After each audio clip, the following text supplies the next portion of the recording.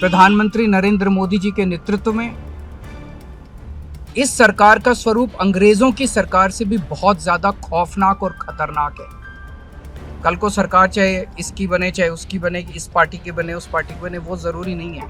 पार्टियां इंपॉर्टेंट नहीं है, मैंने कहा लोग इंपॉर्टेंट है।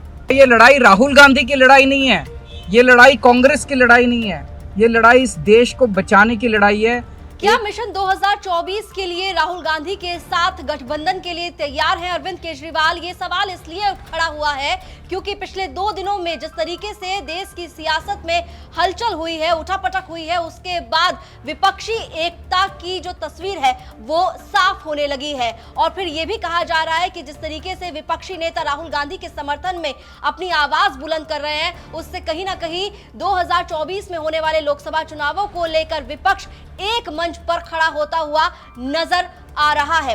आपको बता दें कि राहुल गांधी को पहले सूरत की कोर्ट ने मानहानि मामले में 2 साल की सजा सुनाई और उसके बाद 24 मार्च को लोकसभा से उनकी सदस्यता रद्द हो गई। इसके बाद अरविंद केजरीवाल से जब प्रेस कॉन्फ्रेंस के दौरान पूछा गया कि क्या 2024 में होने वाले लोकसभा चुनाव में आम आदमी पार्टी और कांग्रेस पार्टी साथ में नजर आ सकती हैं, तो फिर अरविंद केजरीवाल ने इस पर खुलकर जवाब दिया। उन्होंने कहा कि यहां पर जिस तरीके से देश में तानाशाही चल रही है, जिस तरीके से देश में डराने की कोशिश की जा रही है, यहां पर जरूरत है कि देश के 130 करोड़ लोग जो हैं वो एक साथ मिलकर सामने आए। और साथ ही साथ उन्होंने ये कहा कि ये लड़ाई सिर्फ कांग्रेस की नहीं, ये लड़ाई पूरे देश की है।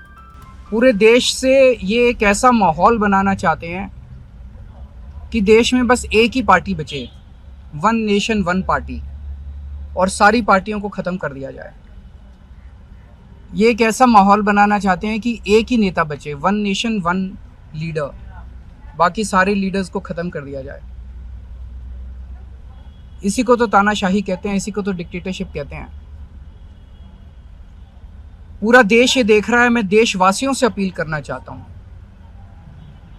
कि ये भारत हम सबका है, ये भारत 130 करोड़ लोगों का है। हम सब ने मिलकर आज़ादी की लड़ाई लड़ी थी, हमारे पुरखों ने आज़ादी की लड़ाई लड़ी थी, आज़ाद भारत को आज़ाद कराने के लिए। लेकिन आज की जो सरकार है, प्रधानमंत्री नरेंद्र मोदी जी के नेतृत्व में, इस सरकार का स्वरूप अंग्रेजों की सरकार से भी बहुत ज्यादा खौफनाक और खतरनाक है। अब लोगों को सामने आना पड़ेगा, लोगों को सामने आके इसके खिलाफ लड़ाई लड़नी पड़ेगी। अगर हमने भारत को बचाना है तो 130 करोड़ लोगों को एक साथ इकट्ठे होके इस लड़ाई में शामिल होना पड़ेगा। सरकार किसी की बने, कल को सरकार चाहे इसकी बने चाहे उसकी बने, इस पार्टी के बने उस पार्टी के बने, वो जरूरी नहीं है। लेकिन जिस तरह से जनतंत्र के ऊपर हमला किया जा रहा है वो सही नहीं है। पार्टियां इंपॉर्टेंट नहीं है, मैंने कहा लोग इंपॉर्टेंट है। वो इंपॉर्टेंट नहीं है, हमारे आपस के रिश्ते इंपॉर्टेंट नहीं है। इस टाइम देश को बचाना इंपॉर्टेंट है। मीडिया के ऊपर प्रहार हो और मैं अगर कहूं कि मेरी इस चैनल से बनती नहीं है, वो इंपॉर्टेंट नहीं है। किसी से बनती है या किसी से नहीं बनती, इससे व्यक्तिगत अच्छे रिश्ते हैं कि व्यक्तिगत बुरे रिश्ते हैं, वो इंपॉर्टेंट नहीं है। 130 करोड़ लोगों को, सब लोगों को साथ आना पड़ेगा, सारे लोगों को साथ आना पड़ेगा। ये लड़ाई राहुल गांधी की लड़ाई नहीं है, ये लड़ाई कांग्रेस की लड़ाई नहीं है, ये लड़ाई इस देश को बचाने की लड़ाई है। एक तानाशाह से, एक कम पढ़े लिखे व्यक्ति से, एक अहंकारी व्यक्ति से इस देश को बचाने की लड़ाई है। Thank you. तो अरविंद केजरीवाल का बयान आपने सुना। इसके साथ ही अरविंद केजरीवाल का एक ट्वीट देखना भी बेहद जरूरी हो जाता है, जिसमें वो बात कर रहे हैं किस तरीके से राहुल गांधी पर एक्शन हुआ और अब आने वाले समय में क्या कुछ करने की जरूरत है। अरविंद केजरीवाल ट्वीट करते हुए लिखते हैं कि लोकसभा से राहुल गांधी जी का निष्कासन चौंकाने वाला है। देश बहुत कठिन दौर से गुजर रहा है, पूरे देश को इन्होंने डरा कर रखा हुआ है। 130 करोड़ लोगों को इनकी अहंकारी सत्ता के खिलाफ एकत्र होना होगा।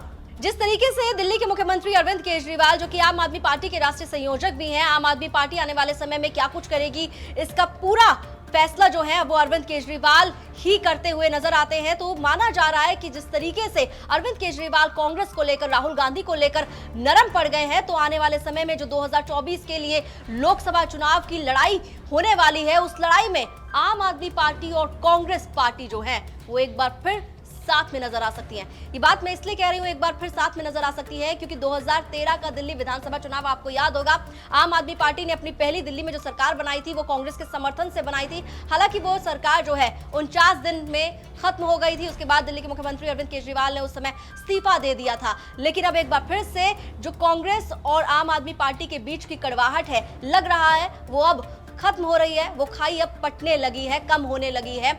और 2024 के लिए जिस तरीके से विपक्षी एकता की बात कही जा रही है, उस विपक्षी एकता में अब आम आदमी पार्टी जो है वो जुड़ती हुई नजर आ सकती है। दिल्ली से जुड़ी तमाम खबरों के लिए आप देखते रहिए दिल्ली तक।